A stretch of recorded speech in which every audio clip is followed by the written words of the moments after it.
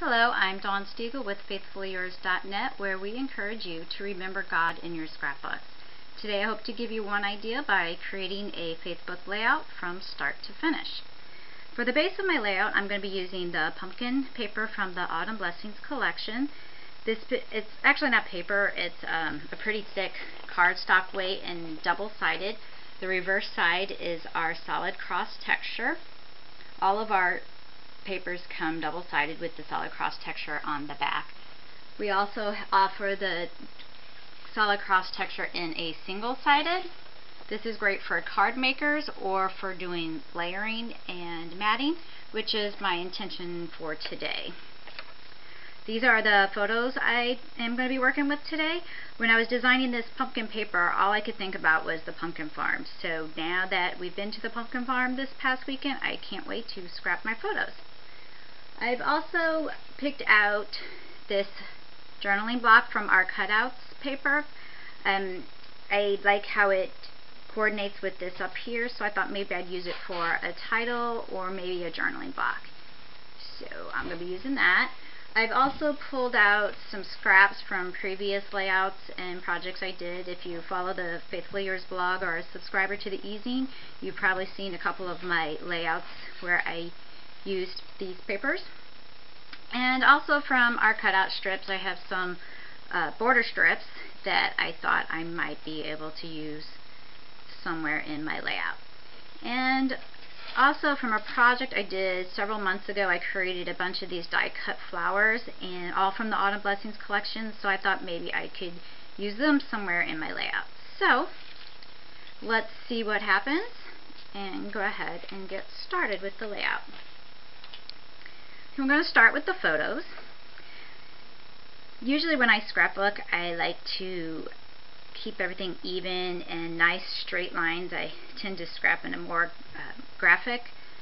But with this particular layout, I don't like how the photos look lined up and straight.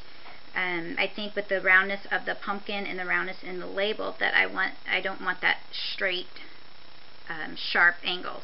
So I'm going to angle it very slightly, just enough to where it kind of gives a little bit of a curve, but in not such a straight line.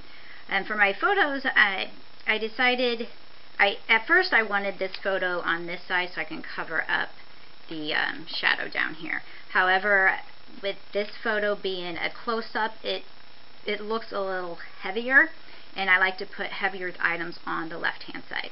So I'm going to worry about the shadow later.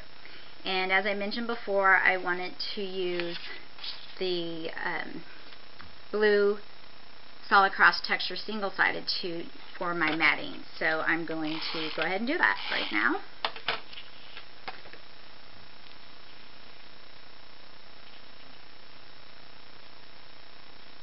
See, I wanted a slight angle, so we'll see how that works.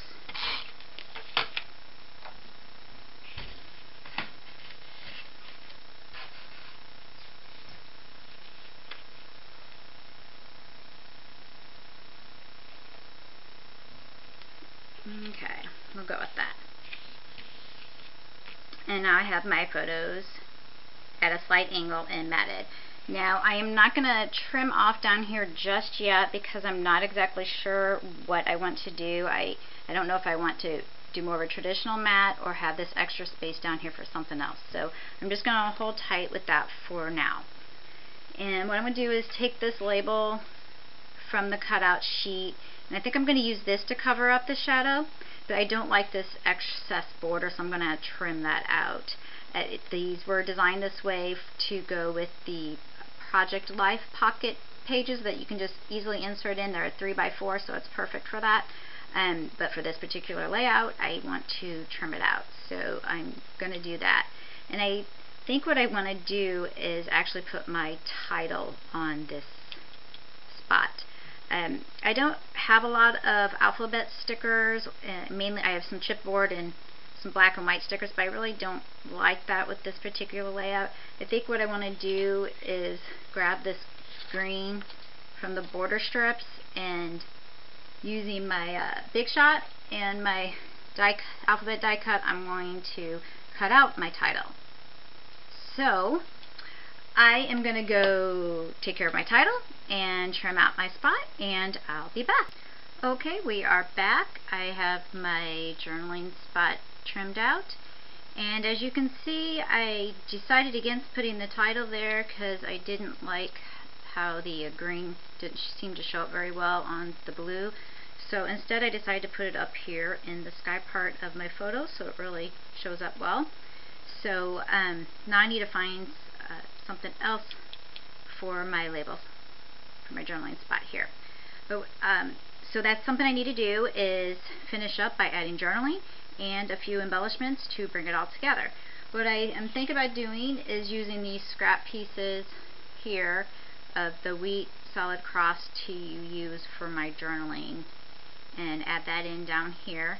And I think this, instead of a journaling block, I'm going to use as a backdrop to an embellishment cluster, and maybe bring a few embellishments up here too and kind of work on this diagonal.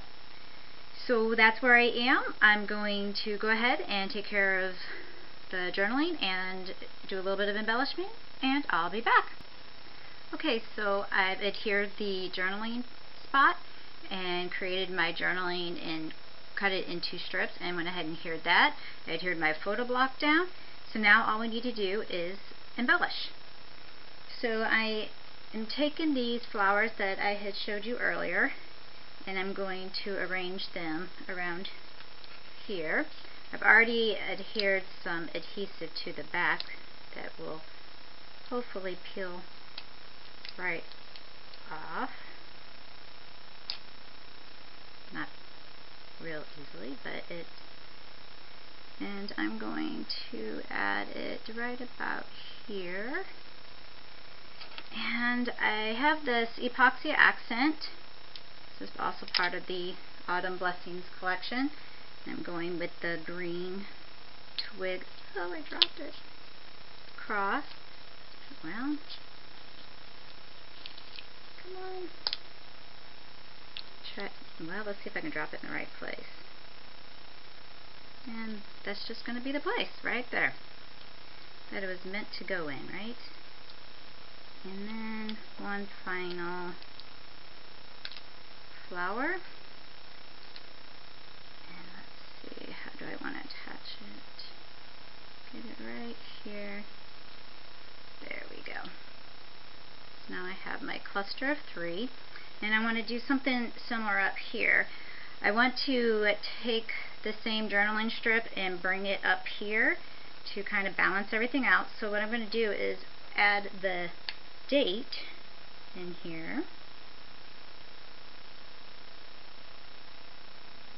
So, and I'll go ahead and adhere that.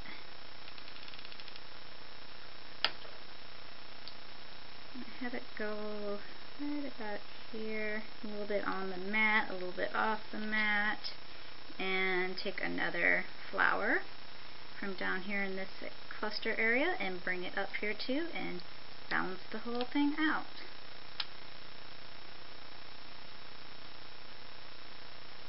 So,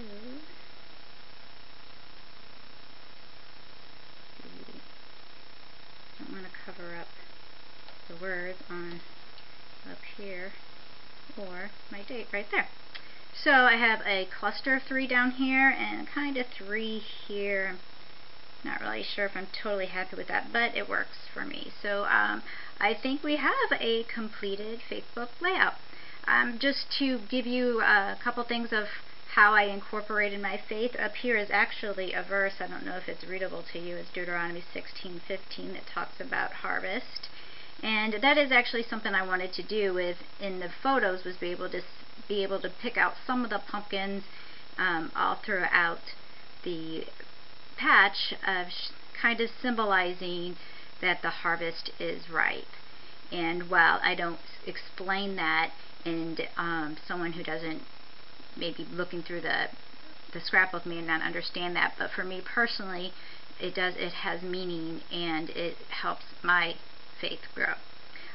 The cross element here, and then the solid cross in the blue and in the journaling spots. And actually on the flowers too have that solid cross texture.